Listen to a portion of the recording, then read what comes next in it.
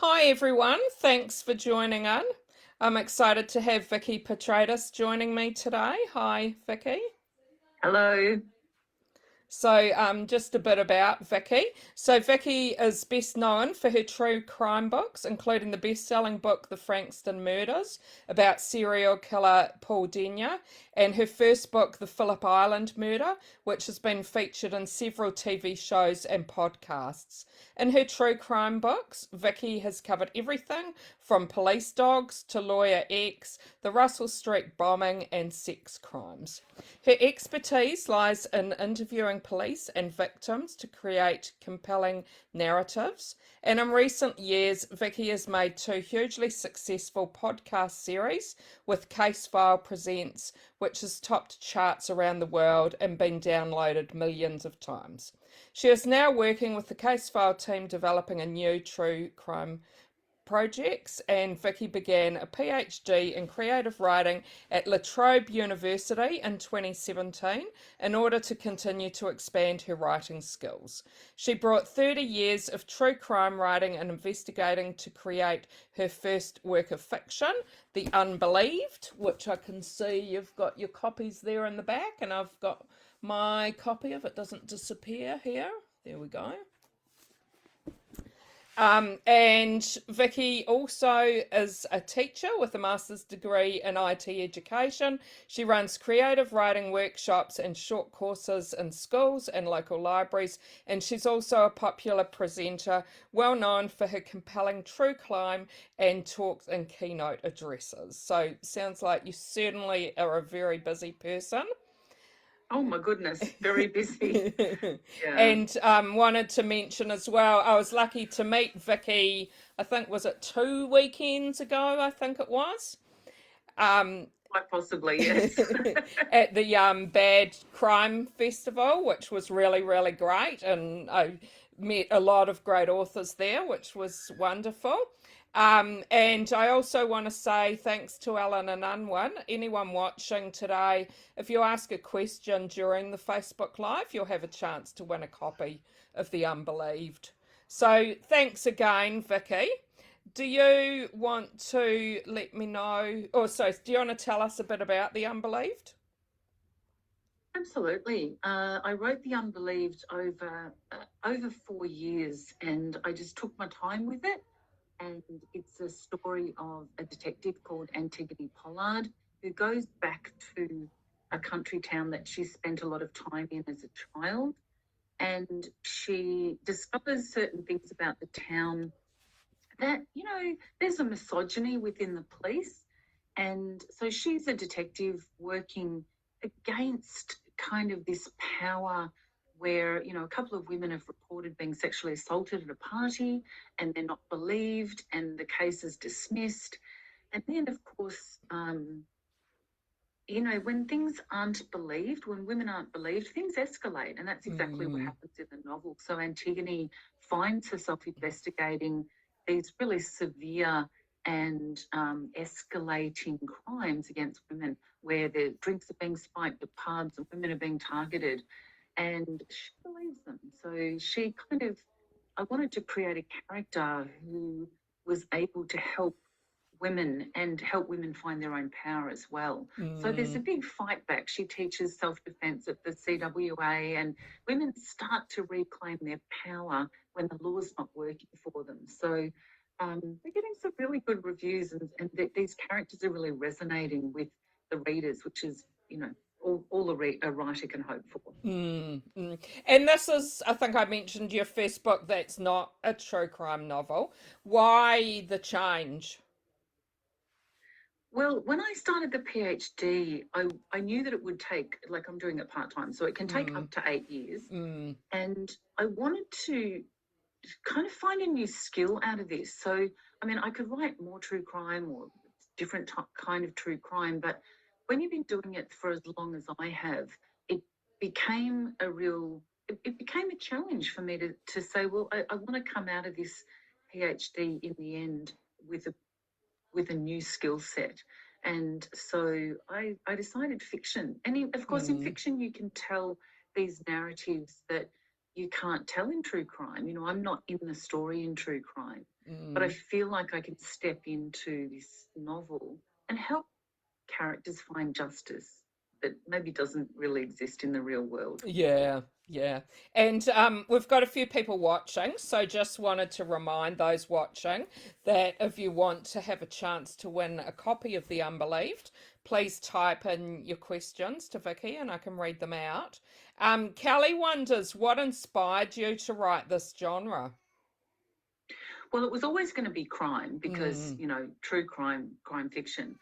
But funnily enough, when I decided to become a writer and decided to, you know, when I was in my 20s, I started with crime fiction. And I kind of hit a brick wall when I realized that I didn't know why people committed crime. I'd mm, led a fairly regular upbringing. I didn't know any criminals. I didn't know why people might do the, you know, why would someone murder somebody else and as a solution to a problem. And so I started reading true crime in order to find out about crime. And of course, once you start reading true crime, you get very hooked on it. And so when I decided to, you know, start writing, it was a matter of, all right, I need to find a true crime to write about. mm, So I guess this is kind of coming full circle. Over the years, I think I don't read as much true crime as a reader. I read crime fiction. I think you can get a bit of an overload when you do the kind of work that I do. To escape, you need something that's not real because the mm, real stuff is pretty bad that I have to read about and write about. And so crime fiction was the natural solution. mm, mm. And one thing that I've been wanting to ask you, when I was at the Bad Crime Festival, I went to a talk. I think Michael Robotham was one of the people in it, and the topic was is true crime stranger than fiction? What are your thoughts on that?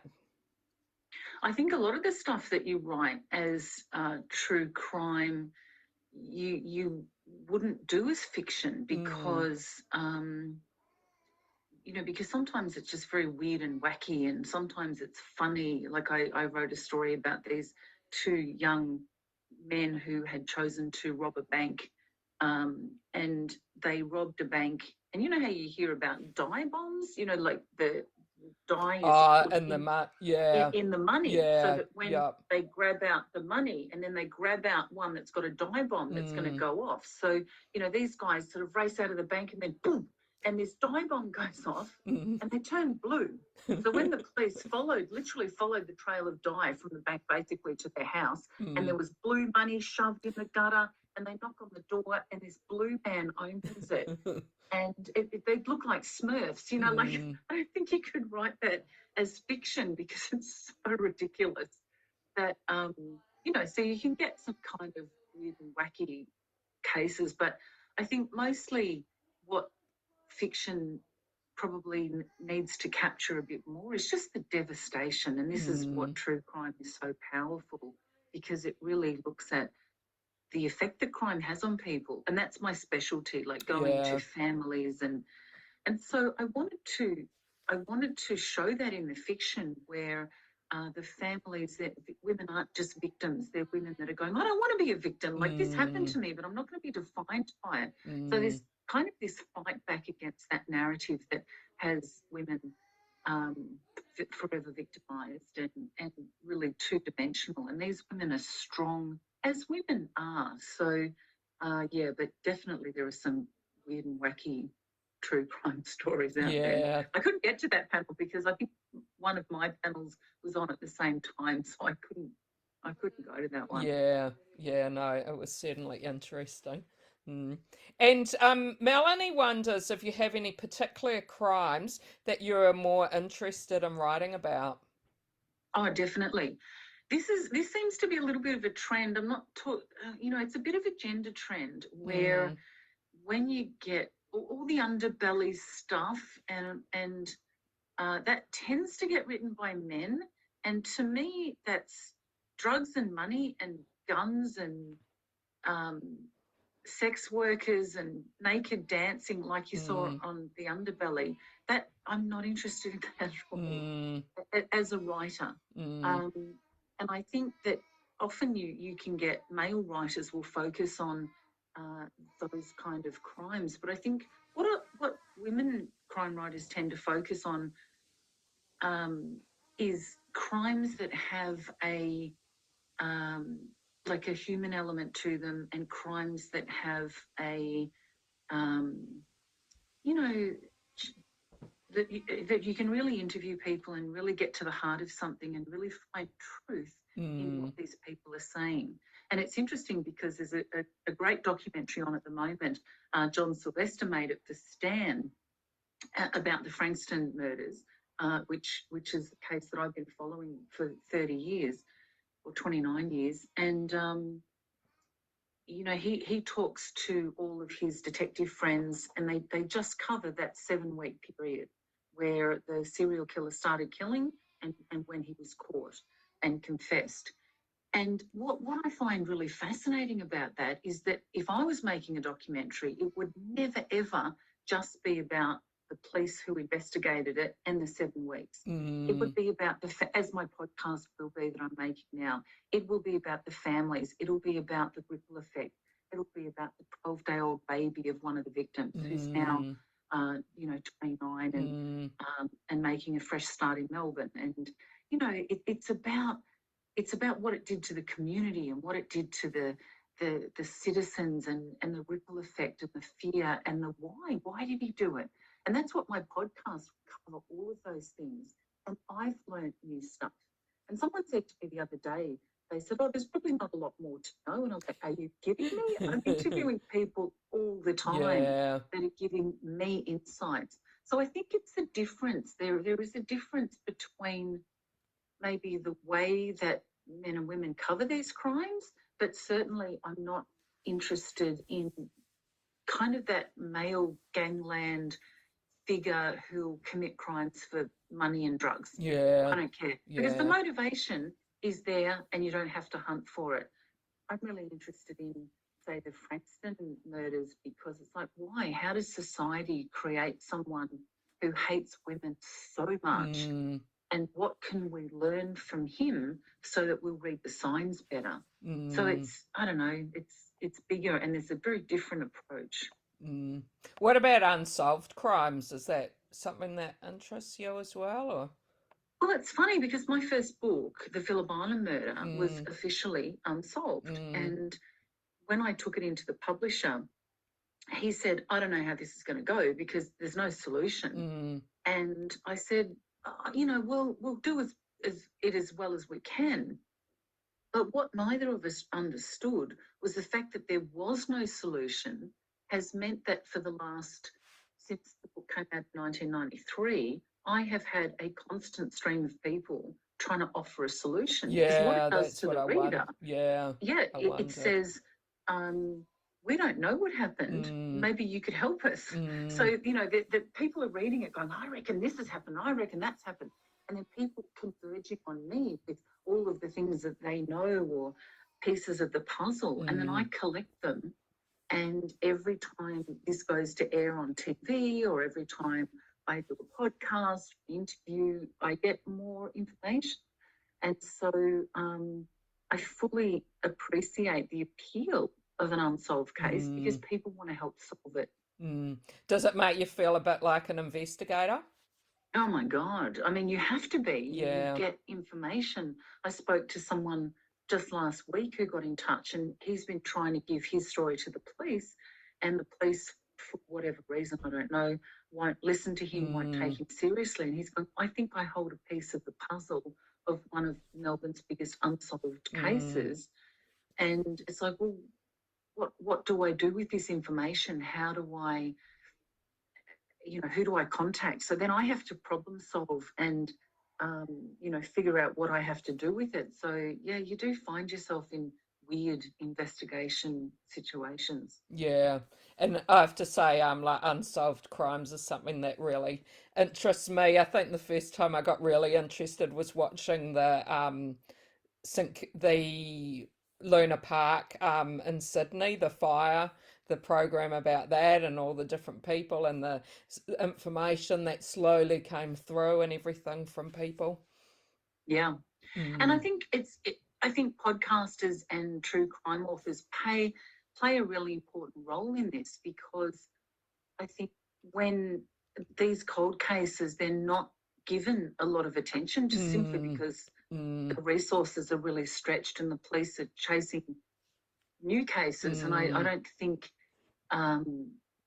they have the time, and they certainly don't often have the inclination. Yeah. With Phillip Island, it's not being investigated, and we've got an unsolved murder with an offender who hasn't been caught. And because there's been an official coroner's conclusion that really it's not an active investigation, and yet there's no solution, there's no verdict. And so sometimes it takes true crime podcasters and writers to say, maybe we need to have another look at this. Maybe we can do some investigating as well. And we've seen with Teacher's Pet, we've seen with Rachel Brown's Trace, that these stories can make a big difference in legal terms, because we've just had the conviction for Teacher's Pet, and Rachel Brown's podcast brought about a new inquest. So these are really exciting times for writers to have an influence. And Sharon wonders if you have found you prefer to write true crime or fiction, and if one was easier than the other. Oh, look, I think they both take time. That's the thing that's in short supply at the moment. They take time, and I think I enjoy any kind of writing is great, except writing school reports, which I no longer have to do because I'm not a teacher as of this year on. But I think that the true crime stuff is just so important. My podcast, we hope, will form part of the narrative that keeps a serial killer in prison. So you can never say, oh, I think I'd rather go to fiction, because the work that I do in true crime is vital and a really important support for the families. But fiction is, it's nicer because you just get to not have to deal with these factual things, and you get a break from it. But that's the work that I've chosen to do. So I think I can do both. And how do you go about writing like some of these really gruesome stories? Do you have to get your mind into the right mindset to write them? And I try and really minimise the violence, and I did this in The Unbelieved as well. So I think one of the things that I wanted to do was to have the violence against women particularly be off camera. So if women are attacked or whatever, that you see them afterwards and you don't see them during the attack. Because I think you can get these books that are just so violent, and I'm not sure that serves any purpose apart from gratuitous violence. Hey, let's see a woman get punched in the face and then raped. And I don't think that's I'm not going to put that in my books. And I know that there's a lot of writers who would disagree for their books, but you get to be the king of your own book. Yeah. So, you get to make these judgments. I also didn't want my main character, Antigone, I didn't want her to be injured in any way during the book, because I don't like when you have a female protagonist, but she's pummeled and beaten and stabbed. And it's like, I don't want her to get to the book and have the reader think, how is she still alive? So that was one of the standards that I set for myself. But even in true crime, I put the violence off camera. We all know that the Frankston serial killer victims died, but I tell the injuries through a post-mortem. So I'll have a pathologist going, oh, there's a stab wound that measures 2.5 centimetres in her chest or whatever. So that the reader knows what was done, but you don't have to see it being done.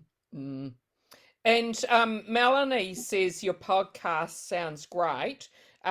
She wonders if you can tell us a bit more about them and how they can listen to them. Yeah, so the podcast that I do are with Case File Presents. So if you're a podcast fan, you'll be familiar with Case File. They're one, I think, in the top 3 in the world. They're hugely listened to and respected. So the Case File team under Case File Presents gets people like me to make podcast series And so the first one is called The Vanishing of Vivian Cameron, which was about the Phillip Island murder. And the second one was Searching for Sarah McDermott. And both of them are on Spotify, exclusive to Spotify. You don't have to be a subscriber to Spotify, they're free. But if you go to Spotify and search Case File Presents and scroll down, because they're all on the same stream, you'll find those two. Thanks. And Kim wonders if you have any restrictions when writing about true crime. I think you have to be measured, right? So you can't go pointing the finger. You're bound by the same defamation, slander, if you're podcasting, I suppose, laws as anybody else. So I think when I make a podcast, it has to have evidence base and it has to be measured. So even though when people listen to it, they'll go, I think so-and-so's the murderer, and they'll sort of go on social media and you go, yeah, you can't do that. That's actually illegal and you could get sued for it. But I think anything that I do has to be evidence-based and it has to, if I can source a piece of information from several different sources, then even better. So the restrictions are that you can't, you can't sort of theorise. You can say, look, this is what the evidence suggests might have happened, but you can't sort of then go, and I think it was him, or I think it was her. So you do have to be really careful. And I'm my own restriction is that I am very measured, so I don't. And other writers will do this, and but I would never kind of write things just to be controversial or to make headlines or whatever. I'm like, well, look, I've explored the case and here's what I found and here's what can be proven with evidence. And Kelly wonders if there's a true crime event that you're looking forward to writing about or wanting to write about that you haven't yet. Oh, look, I think at the moment, a couple of people have approached me about projects and I'm like, I'm full for about 4 years. I don't have, and I'm not chasing my tail, but I'm chockers. I can't take on any more projects. So at the moment, we're looking at developing from the Phillip Island murder, we're looking at developing a documentary series on that. Okay. So at the moment that's being pitched, which would be wonderful because I've always wanted to go along and do that in a really measured way. I think a couple of TV shows have tried to do it in an hour and you just can't. Yeah. And it just ends up confusing people and people going, what? I don't understand it. So just to go back in a slow and measured way and go, what do we know about this case? Who can we talk to? Who can we put on camera? I'm really excited about the prospect that might be taken up.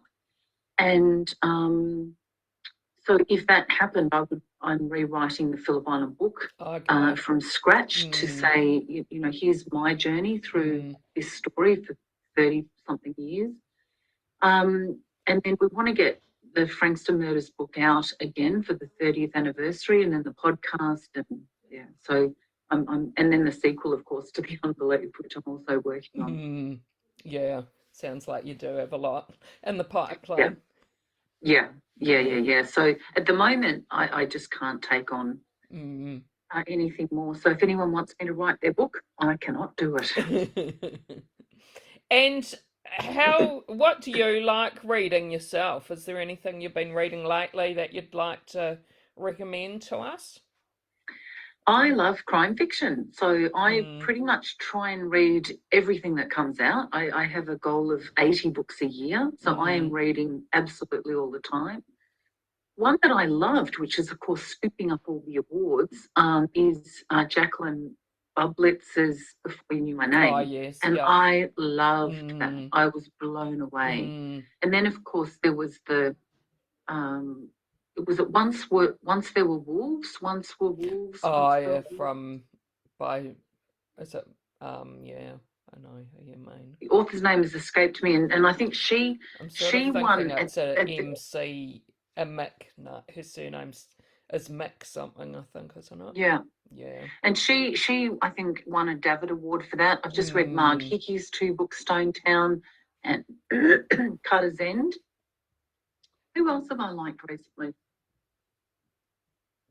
I've read a lot of Colleen Hoover's books because my niece put me onto that. I've just recently got onto her books. Yeah, she's got I some good ones. really like those, and I loved what she did in It Ends With Us. Yeah, because she, while they're very much kind of romantic American books, then she kind of hits you between the eyes with something that's very real and needs to be addressed. And I love the way that she does that because she's hitting the popular audience, but hitting them with really important messaging. Yeah. So I really enjoyed those. And of course, I like to read anything that's selling really well, because what it shows that author is doing is hitting the zeitgeist and hitting something in the reading public. And as a professional writer, I'm really interested in how they do it, which is why back when I read all the Twilight series, and I never read 50 Shades of Grey, I could never push myself that far, but I want to read the popular stuff to see what's happening and what the trends are. I really enjoyed those. What am I reading? At the moment I'm reading Bodies of Light, the Miles Franklin winner. Okay, I haven't heard that one. Is it Jennifer Downs? Jennifer Downs? And I'm really enjoying that. So yeah, I read everything. Well, thanks for those recommendations. We always love getting more books to add to our lists. The piles are just huge, aren't they? Exactly. And what for The Unbelieved, what sort of research did you find yourself doing? A lot of the research that I did around that was my PhD research, and it was all about crime statistics. It was all about how, when we have crimes against women and children, the conviction rates are really, really low. And I'm talking like 4 or 5%. The imprisonment rates for crimes, particularly sex crimes against women and children, less than 1%. Yeah, I think that was mentioned like right at the beginning of the book. Was pretty it's surprised. Disturbing. Yeah, if we knew that the law didn't work in any other area, we would be jumping up and down. And I think what the research shows is that if you or any woman that you know in your life, your mum, your nana, your daughter, if there was any kind of sexual assault against them, the rates of conviction are really low. And what also happens in our society is that we start to victimize the offender, and we judge the victim. And there's this weird, and we see it play out, the Johnny Depp, the Brock Turner, we see this narrative that arises which suggests that that these men, those poor men, the women only say it, they lie because they want to be famous. We get this narrative all the time. Excuse me, I've got a frog in the throat. And then you have the alleged offender on TV, and everyone going, "Oh, poor him." And as a researcher, the chances that many women coming forward are all in cahoots and lying are pretty much zero. Yeah. And I think we have this, we jump on women, and then we get the women get sued when there's a not guilty verdict, or then they sue the woman. And so I wanted to explore that in the book, just how twisted this has all become, and how we need to rethink this narrative, because these offenders, and here's the horrible part of it, when you have an offender who is found, I was found innocent. Of course, they're not found innocent. They're found not guilty. There's a big difference. That are they going to offend again? Like, does this mean that the next person that they target is not safe? And I just, the chances of any man being found not guilty are about 96% before he even walks in the courtroom. Yeah. So there's really no no honour in saying I was found not guilty, because, Mm, buddy, you had a big chance before it even started, mm, just because of our society and the way the law works. yeah. No, that's very true. And like, did that surprise you when you found that out, or was that something you No, already because sort of I felt? Yeah, knew that this was the state of play, because I've been yeah, writing in this genre for so long, and I knew mm, that sentencing is problematic. mm, And I went to a thing at BAD when they talked about, jailing is failing, and I totally get. I think we can never ignore research, and mm, if they've got academic research that over and over and over again says that for most offenders, jail is only making things worse. mm, But I also, as I was listening to the panel, and I did say to the chair at the end, I said, I'm glad that you said, but some people should be in jail, because I'm sitting there thinking, I'm making a podcast to keep a serial killer in jail, and I'm never going to argue that he should be out. yeah, And so, and I think at the same time, women need to be protected.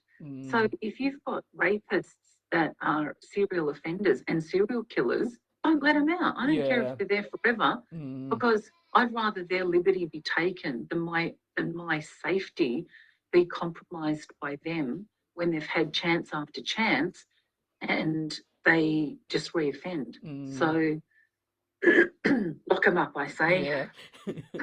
And I'm a big crime watcher of TV shows as well. Are you the same? I don't have time. I Yeah. watch very little TV, particularly at the moment when I've got a deadline for my podcast in the next couple Mm. of weeks.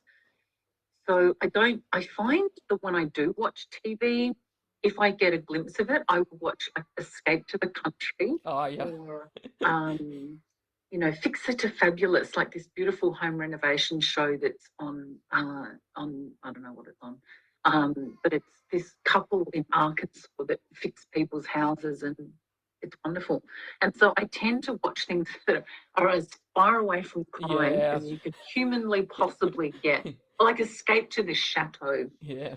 I Something love to those kind of shows. clear your mind of all the No one crimes. dies. Yeah. And Tamsin said that she read The Unbelieved last month and really enjoyed it. She's interested to know how you, and I would like you to pronounce her name for me, how you chose Detective Pollard's first name. Antigone, yeah. Antigone, okay. Yeah. So, and thank you for enjoying the book. I chose the name because because it's a PhD novel, I wanted something a little bit highbrow Mm, and a little bit linked to Greek mythology. So Antigone was a figure in Greek mythology, and a lot of kids study that play at school. And but she was someone who fought for what she believed in, who stood up mm, to really strong and powerful men, and who was willing to lay down her life for what she believed in. Not that my Antigone does that, but I just wanted that to be, I wanted that to be representative of the kind of person that she was. mm. And also, like my mum said, don't call her Antigone because no one will know how to say it. And and I just said, well, maybe she'll become so famous and so popular that it'll be like Phryne Fisher, which no one knew how to say that. But then Kerry Greenwood's books became so hugely popular that now everyone Mm, knows that it's Phryne Fisher. But mm. none of us could say it in the beginning. Well, I'm glad that you've pronounced her name for me. So, Yeah. I think, And look, yeah, people read it as Antigone. yeah, that's But then probably what I would have been reading. I did have someone call her. An interviewer said, how did you name Antigone?" And I thought, I don't even know how you got Oh, okay, Antigone, but yeah. yeah, Antigone. Mm. And as I said before, I met you at the Bad Festival. Have you got any other things coming up? Festival. I think I'm done. I'm going to Adelaide in November to Yeah. run a true crime workshop Okay. for South Australian writers, which I'm really Mm, excited about. But I think now that we've had the 7 or 8 weeks of book touring for this book, I think it's over nearly. yeah. I think I've got 1 or 2 more interviews, and then I can get back to work because I'm desperately wanting to finish get my back in. podcast by the end of this month. So, Yeah, yeah. yeah. And what about reader feedback? Have you got anything that you could share with us that maybe is funny or touching or something like that? I had a I try not to read too many reviews, but it's getting some beautiful reviews, and Mm, people saying that Antigone is the character that they've been waiting for, and that they've read it in one sitting, mm, that they couldn't put it down. So all of the right things. But then you'll get, like I got one review which I thought was hilarious, um, that this girl had said, "Oh, it's a really important book, and it's a great story," and then she goes, "But I personally didn't like it because it was in first person present tense, and I hate first oh, person present really? tense." That's And I went, "It's not. It's in first yeah. person past tense, you know." So Mm, sometimes you get these ones that are a bit idiotic and going, and then mm. someone else had said, "Oh, well, I won't read it because I don't like first person present tense Oh, either." really? I'm like, "It's not." But of course, you can't comment. You just have to Yeah. let it ride. And then another reviewer who tagged me in a review, which I found fascinating, talked about, she loved it, it was great. And then she goes, "But Petraitis has made a factual error, not very thorough research, because the drug that she uses in the book is incorrect," or whatever it was. And it's like, this is based on a true story with interviews with a forensic pathologist. Mm, And this exact drugging happened with this exact drug. mm, And I thought, but you don't really have any comeback. And the yeah. wisdom says you don't answer and say, well, actually, you're not very thorough in your research because this is based on a true story, as most of the stuff in the book Mm, is. And so I think that you just have to wear it, which I think is a bit unfair. yeah. Um, because the thing about when you research something for 30 years and you research a PhD, it's really rude to say, "Oh, the research here is sloppy," or whatever. But, Mm, um, you just have to wear it, I guess. mm, But you're still angry about it, but you just won't, I don't comment on them. yeah. Otherwise, it could just keep going round and round and round and eat away at Yeah, you. yeah, yeah, So I don't think we said before your next fiction book. You said you're writing it at the moment. Is that right? Yeah. Is yeah. that having the same detective in it again, or Yeah, it so is? but like the feedback was really strong, and I'd already Mm, started the sequel anyway. mm, But the feedback from readers were, we want Antigone, we want Waffles, we want Wazza.